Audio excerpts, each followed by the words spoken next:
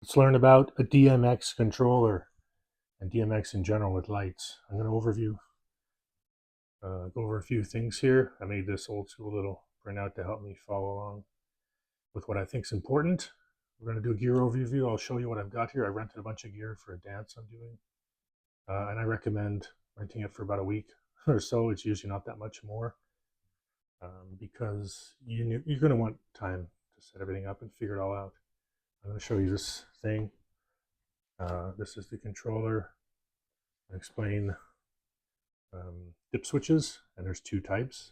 Some scanners or fixtures or lights or devices have physical dip switches that you flip up and down. Some have a digital one. Those old school LCD switches like the old alarm clocks. And then I'm going to talk about these channels, how some scanners use one, some use 16. I'm going to show you how to save a scene. That stupid blackout button, I'm going to explain that because it's annoying on this one. And then I might even save a chase scene. I'll show you how to do a chase. And then show you how to access the chases when you're actually doing a performance. So here's the gear I've got. I rented this. It's a pretty basic DMX controller, OR controller. It's the only one I've ever used. But it seems to have everything I need. Down here I got a phaser. And let me see. You can see that's a dip switch on the phaser. That's a physical one. And another challenge I had was that I was doing them upside down. I didn't realize which way was on and off. And there's a tiny little arrow down there that shows the direction. So that's something to watch for. And I've got all these turned off because they're really loud. I'll turn them on in a second. This is a UV light. It's a black light basically. And this I will demonstrate when it's on. That's one of the digital dip switches. Here's a laser with the red, green, and blue output. Dip switches down there, as well as a sound sensitivity. You see the mic on that side. And then over here it's identical. So I have two lasers, two UVs, one phaser, and the controller. So I'm going to turn on my power bar here, which everything's plugged into. And make a bunch of noise. I did preheat the phaser so that we didn't have to wait for that, and it should work. I'm just going to connect to the tripod here. Okay. See that stupid red light there? That's my blackout, which came on automatically, so I just turn that off. So one of the things I did was I printed off manuals for everything. For this, you don't have to print them, but just have them handy. And in one of the first pages, I guess page 5 of 18 of this controller, it explains, poorly I might add, how important it is to address each fixture. So on the left here, this is my scanner button, 1 all the way through 12. And basically, I have that one set up as number 1. And according to this chart, the number 1 scanner button means the dip switch has to be set to 1 on that, which I've done.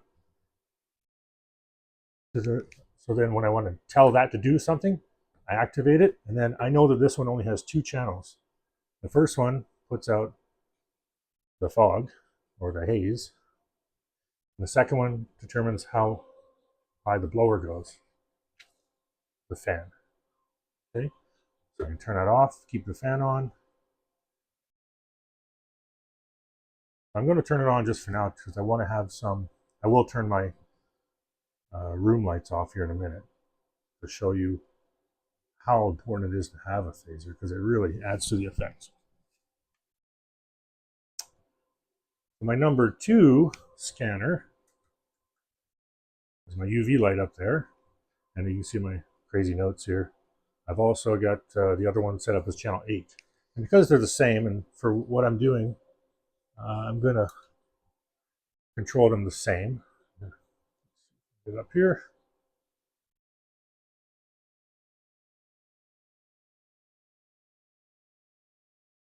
So now I'm going to, now you notice those have 3 different modes. They have a 1-channel, 2-channel, 3-channel mode. Basically, it adds more features.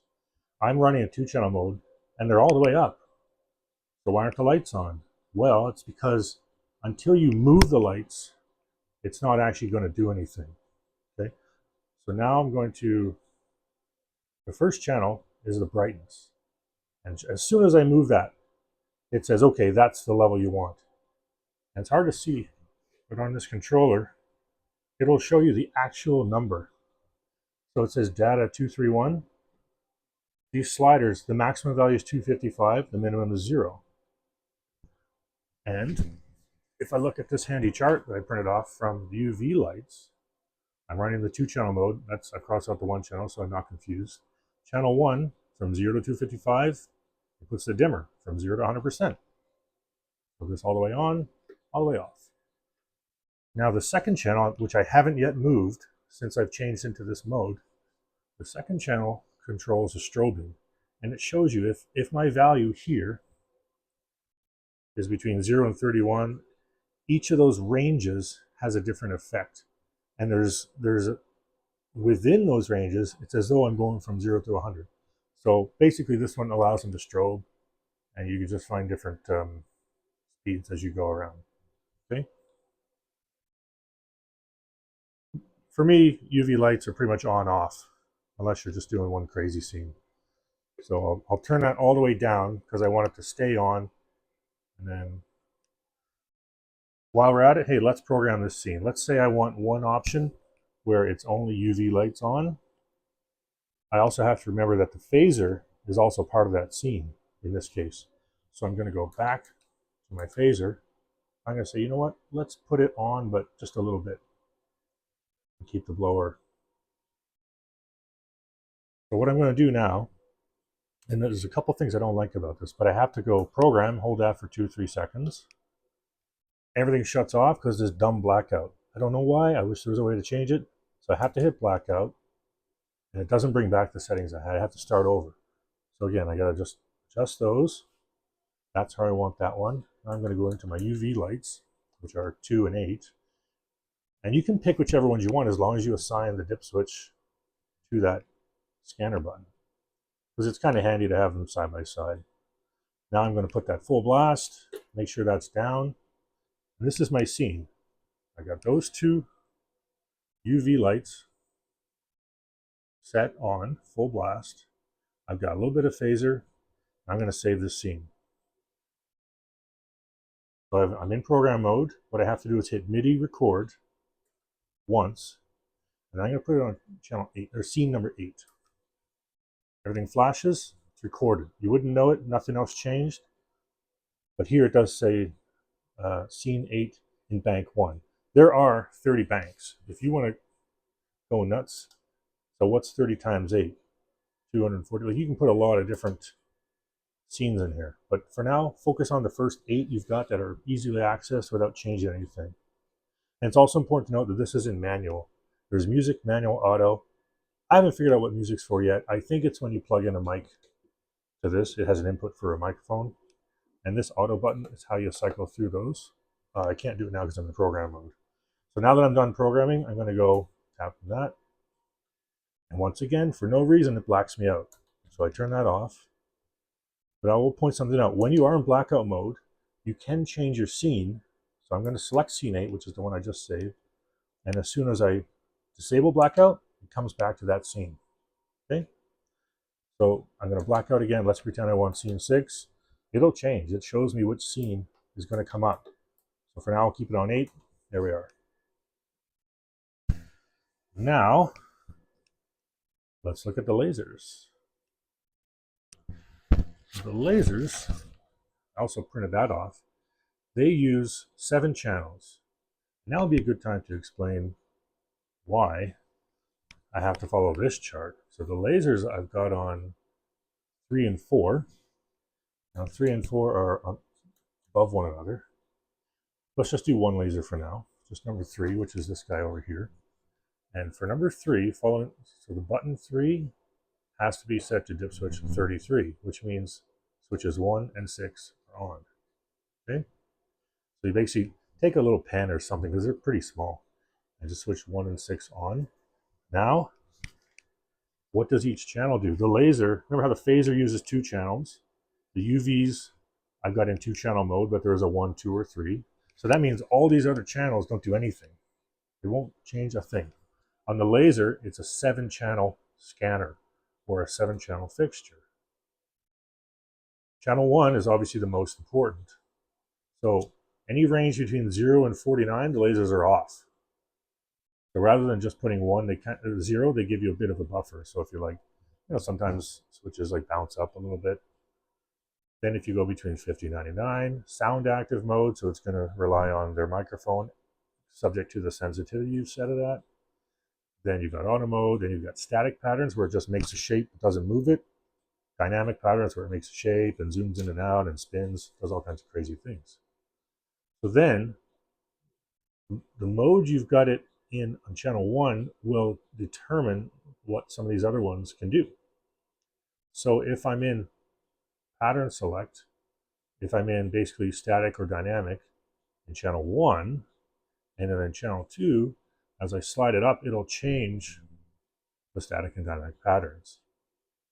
Channel 3 is x-axis, which is kind of weird because these three, like, they kind of do this in and out thing. It's not like a straight axis up and down. Y-axis on channel 4. Channel 5 is scanner speed. Channel 6 is a pattern speed. And channel 7 is a pattern size, so it's a bit of a zoom. It's hard to see in this small room, but you get a pretty good idea. So let's just go ahead and... So again, my channel 1's up, but it doesn't mean anything because that came from a previous channel. So I'm going to turn it down all the way. You see how it blipped in for a sec. Let's try and give you a little bit better view of the lasers. I'm going to put channel 1 up to... Right now I'm at 3, 8, 10, 11, 12. Like I'm looking at the numbers on this. And as soon as I hit 50, it's going to go into sound active mode. And then these lasers,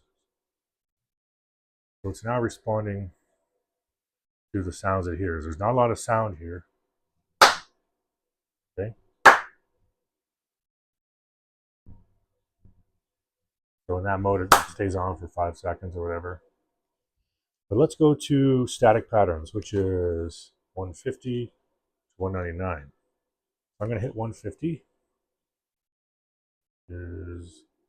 I'm bypassing the auto mode, which we're in right now.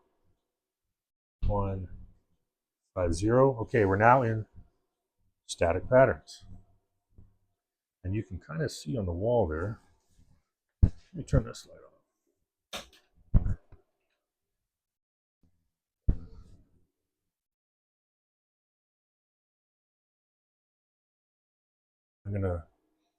That's my zoom. I'm actually doing channel 7 out to zoom them in and out to make them bigger. Let's change to another. Oh,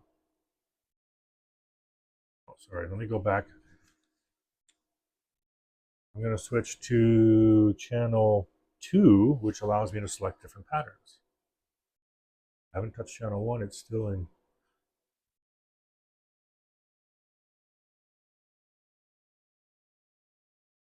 So these are just a variety of different static patterns it's got.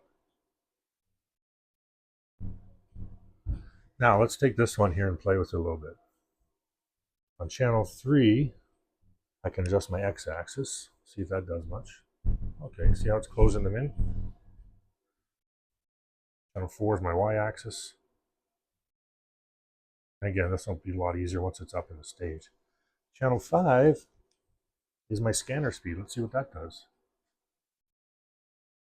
Same shape, just a different way of drawing it almost. And then 6 is the...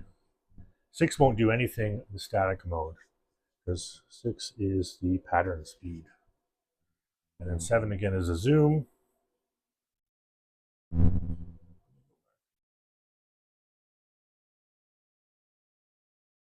So now I'm adjusting channel 125, which is the scanner speed, just to make it cleaner. I mean, you can, maybe you like that look because it has cool lines. Maybe you like this better. Doesn't matter. So now what I'm going to do is I'm going to add in light 4, and I'm going to basically, I've activated scanner 4 on my controller. You see all my channels are up and down. Channel 8 does nothing, absolutely nothing in this fixture. What I'm going to do now, in order to match this laser to this one is I'm just going to adjust each fader a little bit so that they're matching. I'm going to go up, down, basically, because I have to kind of, it's like kind of like waking it up, saying, hey, do what this says. Okay, so now I'll put it up, and you can see on both sides I've got pretty much the same thing. Okay, now I would say let's save this as a scene, but remember, as soon as I go into program mode, it's going to black me out and make me start over. So turn my blackout off, disable blackout. Then I've still got the same scanner selected. I'm in program mode, so I'm going to do the same thing I just did and just kind of trip them a little bit to wake everything up and put it how I want it.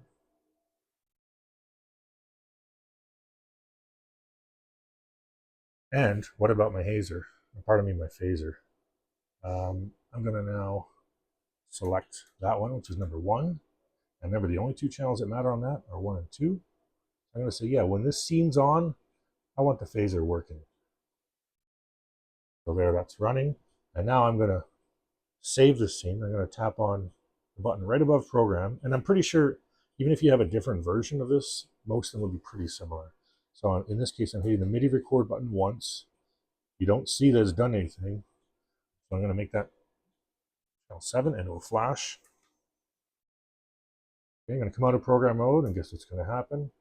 Blackout. Thank you very much. Pointless. So now I'm blacked out, but I'm going to click on scene number 7, and that's the one I just saved.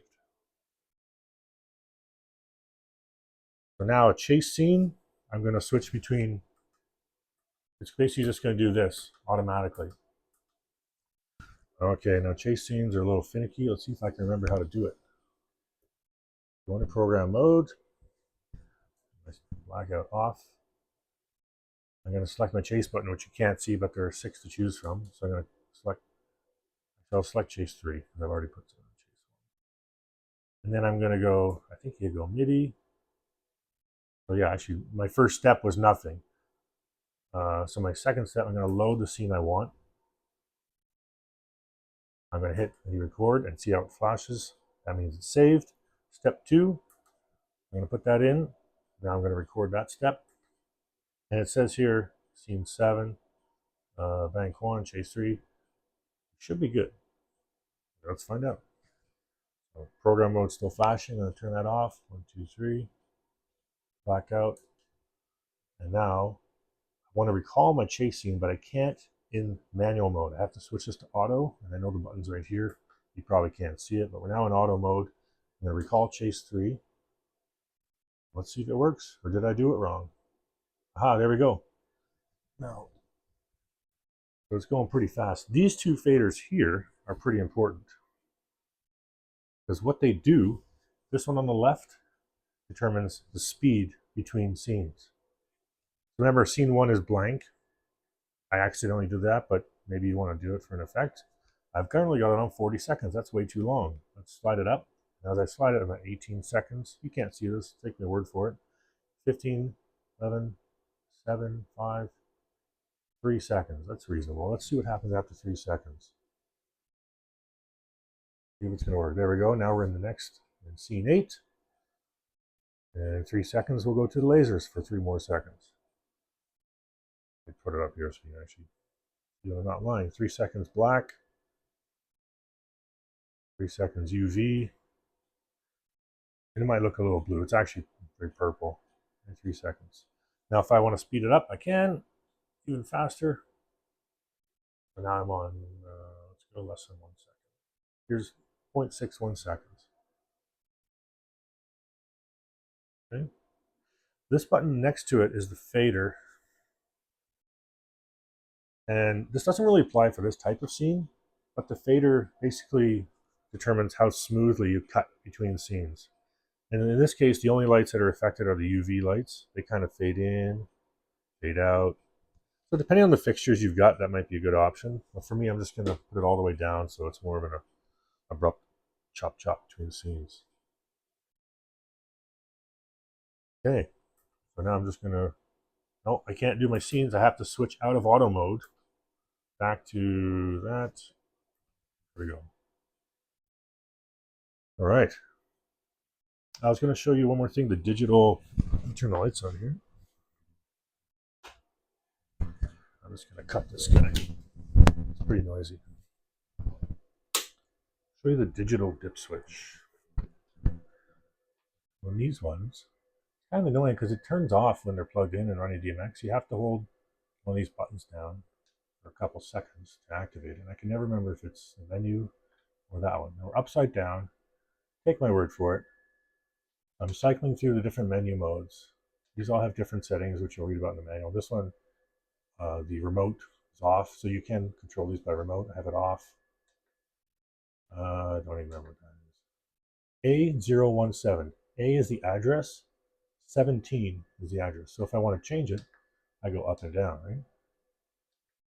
So in this case, I keep it on 17, and I'll show you why. Because of this handy little chart.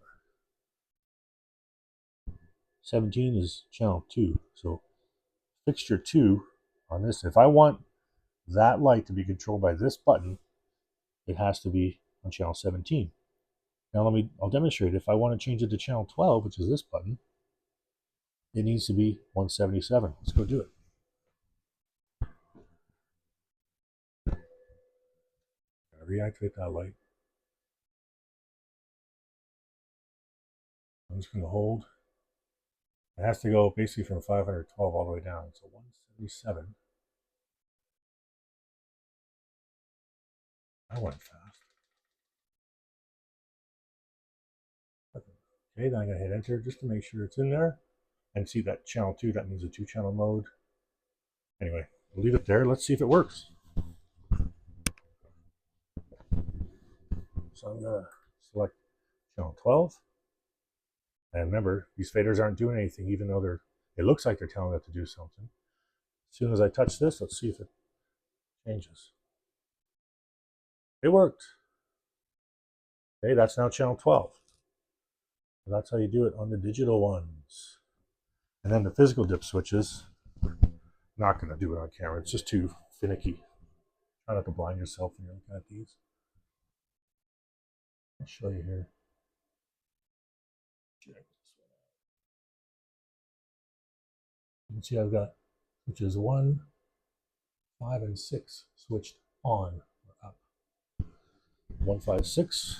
Let's just double check. 1, 5, and 6. So that's channel 4, laser 4. Address is 49, which is 1, 5, and 6. And it's kind of like binary, where switch 1 is worth 1 value, switch 2 is worth 2, switch 4 is worth 4. Pardon me, switch 3 is worth 4, switch 4 is worth 8. The next one's 16. They go up all the way to 256. So you can use any combination of those switches to get to 512. Any questions?